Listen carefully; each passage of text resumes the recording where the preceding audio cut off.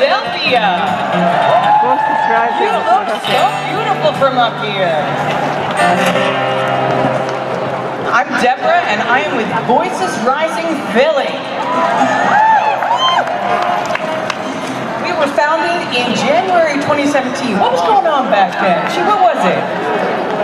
And we were founded by Jane Holting, who is singing with us today, and many of you know.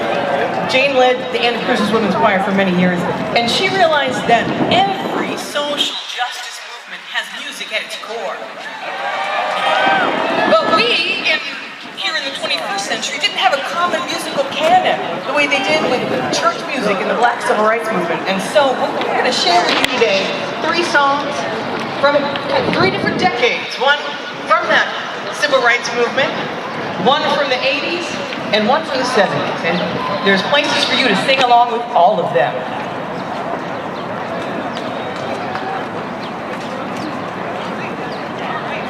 And we are very grateful for Indivisible Philadelphia for organizing this and inviting us.